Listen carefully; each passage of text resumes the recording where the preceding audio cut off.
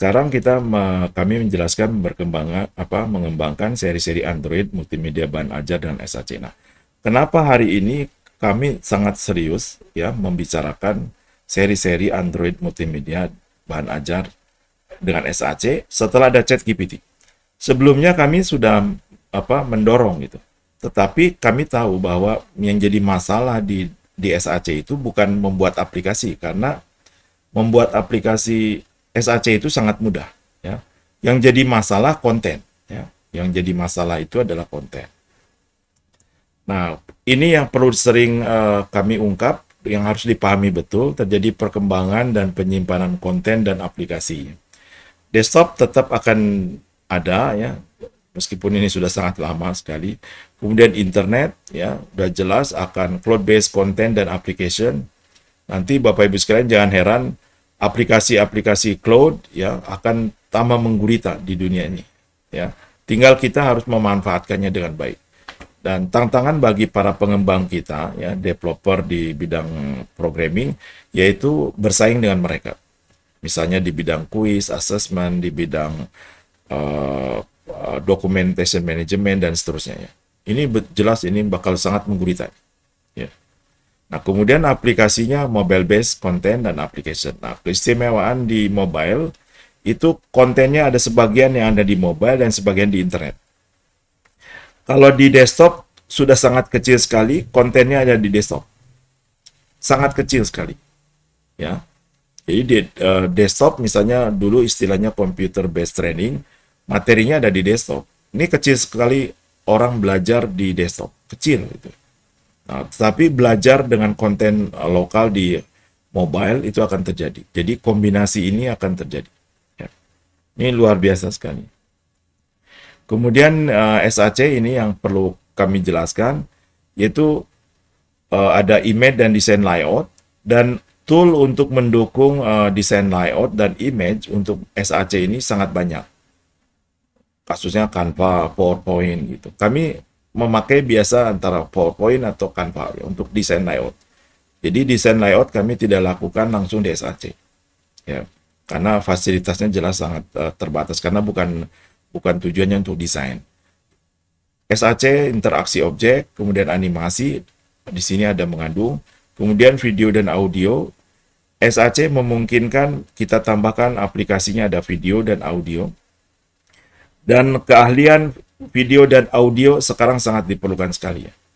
Jadi seperti video editing, audio editing, apalagi dengan adanya artificial intelligence video dan audio. Jadi perubahan dari teks ke audio sekarang hampir mendekati sempurna ya.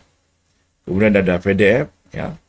Jadi nanti desain PDF ya, kalau Bapak Ibu sekalian membuat bisa dikonversi ke SAC. Ada HTML, integrasi web service ya. Ini sering kami ungkap, sayangnya di kita belum ada ya, para pengembang web service-nya. Jadi kita bisa memanfaatkan YouTube, kemudian memanfaatkan Facebook, Twitter, dan seterusnya. Yang sangat banyak sekarang. Quizzes misalnya ya. Ini betul-betul nih, ini tantangan bagi kita. Hasilnya Android, web, dan Windows ya. Jadi ini adalah penjelasan lebih lengkap nanti di apa itu Smart App Creator. Bapak Ibu sekalian bisa mendengarkan. Kemudian tipe mobile content aplikasi multimedia ini akan ada 3 tipe ya. Tapi kemungkinan besar ada di hybrid. Kemungkinan besarnya di sini. Ada offline, ada online. Kalau online adalah kontennya semua ada di web server.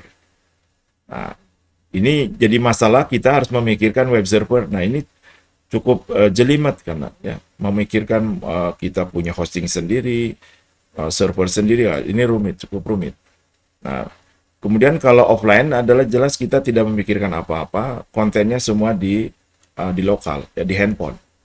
Nah, kalau hybrid itu memungkinkan ada konten yang di lokal, tapi sebagiannya ada di luar. Misalnya untuk Google Form, Google Form atau YouTube itu dia bisa menggunakan Google itu, atau Google Drive itu. Jadi materinya ada, kemudian ada sebagian kontennya ada di Google Drive, itu memungkinkan. Jadi akan bolak-balik ketika ada kontennya ada di internet saja. Tapi kalau di sini harus full online ya. Kalau mati internetnya ya mati. Kalau ini tidak memerlukan internet kalau offline. Jadi ada 3 kemungkinan ya kalau mengembangkan aplikasi dengan SAC. Nah, ini yang perlu kami ungkap sebenarnya dan harus kami sampaikan sering. Jadi dengan adanya ChatGPT sebenarnya peluang untuk mengembangkan seri bahasa Inggris, bahasa Arab ya, fisika, matematika, biologi, ilmu sosial, ekonomi, koperasi, agama Islam, kemudian pengembangan bisnis, manajemen pengetahuan, manajemen e-government ya, manajemen performance, kemudian seri bahasa Sunda ya, mungkin bahasa Jawa, mungkin bahasa Bugis dan seterusnya. Ada seri budaya dan kesenian Indonesia, ada seri olahraga, wisata Bali, bahkan sampai seri penyakit dan kesehatan. Dan masih banyak lagi. Nah, kenapa ini kami harus angkat? Karena dengan ada ChatGPT, masalah perihal konten sudah boleh dikatakan terselesaikan sekali. Kalau dulu, ya Bapak Ibu sekalian, kalau pakai Google gitu, di searching Google, itu yang ada flooding, ya, banjir.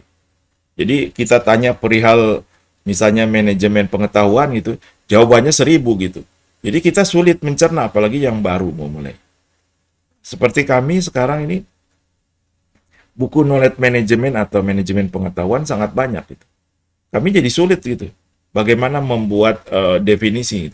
Akhirnya kami harus mendefinisikan sendiri. Dan itu pekerjaan yang betul-betul menyita ya. Belum lagi di manajemen performance. Kami cukup banyak bukunya, untuk mendefinisikan jadi cukup sulit. Nah, sehingga perlu waktu untuk membuat kesimpulan. Nah, tetapi dengan ada ChatGPT, sekarang membuat aplikasi dengan SAC, ini sangat mudah. Nah, kami akan fokuskan nanti di bahasa Inggris. Dan kami berikan contohnya ya. Nah, apa manfaat mengembangkan seri-seri bahasa bahan ajar dengan SAC? Jadi, ini difokuskan untuk seri-seri yang bahan ajar ya. Manfaat pertama adalah mempunyai aplikasi bahan ajar dengan SAC yang dikelola, dikembangkan, fitur-fiturnya secara berkelanjutan. Jadi kita akan punya seri aplikasi SAC yang kita sendiri mengelolanya sendiri. Memikirkan fiturnya. Nah, kenapa kita sendiri yang mengelola? Karena kan yang menjadi tren itu kan membuat aplikasi.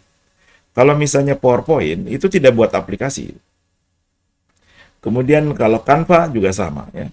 Tapi nggak tahu di kedepannya ya. Tapi yang jelas dengan SAC kita bisa membuat aplikasi web, multimedia ya, kemudian Android dan desktop gitu. Ya. Ini yang pertama. Kemudian mempunyai pengetahuan yang akan selalu dijaga. Nah ini yang menjadi kunci sebenarnya. Jadi masalah di bidang kami kan knowledge management ya. Bidang knowledge management yang kami dalami itu mungkin hampir udah 25 tahun lebih gitu ya. Kami bergelut di bidang itu sampai kami memutuskan tidak akan lagi menyentuh knowledge management karena pernah kami bersaing gitu ya dengan satu perusahaan besar dari luar. Nah, kami punya konsep sendiri, dia punya konsep sendiri ya.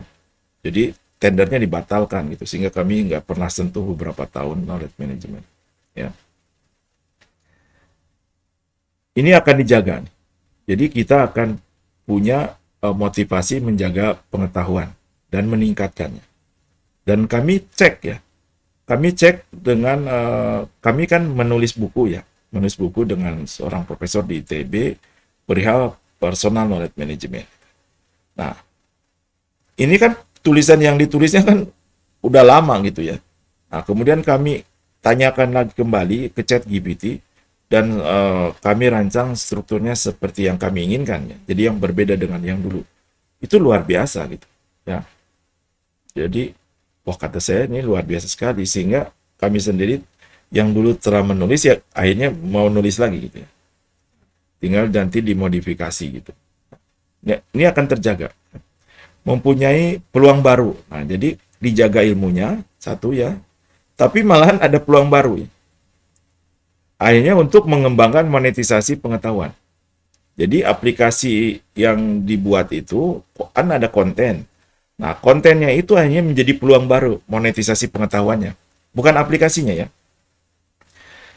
Jadi pengetahuan yang ada dia masukkan ke dalam SAC, akhirnya terjadilah monetisasi pengetahuan.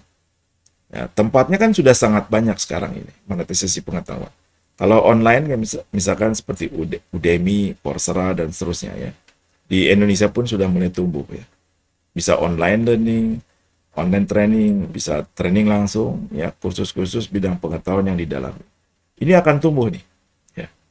Betul-betul monetisasi ini akan tumbuh. Nah, yang ini akan menjadi tantangan dari di kelompok-kelompok di komunitas atau inkubator bisnis bagaimana ya monetisasi pengetahuan. Ini akan terjadi ya. Dengan ada ChatGPT, kemudian ada multimedia, manajemen konten dan seterusnya. Mempunyai peluang baru untuk mengembangkan monetisasi aplikasi SAC. Ya, misalnya berlangganan aplikasinya, bisa pendampingan ya. Jadi orang download gitu, aplikasinya sekian satu seri, itu ada 10 pelajaran, kemudian didampingi gitu. Belum lagi ada peluang iklan dan seterusnya. Nah, ini benar-benar ya. Jadi kalau kita mengembangkan seri bahan ajar itu peluangnya tambah tinggi. Ya, berbeda sebelum ada ChatGPT. Kami yang sudah lama di SAC dan juga manajemen konten, kami menyadari bahwa tantangan di kalangan Indonesia adalah konten. Betul-betul berat itu. Orang orang luar sudah terbiasa kan menulis buku textbook. Kalau kita mungkin susah. Nah, sedangkan kita kan perlu nulis juga ya. Nah, ini peluangnya jadi bertambah. Jadi kalangan komunitas yang melakukan monetisasi, membantu monetisasi pengetahuan dan peluang aplikasi ini menjadi tantangan juga di Indonesia.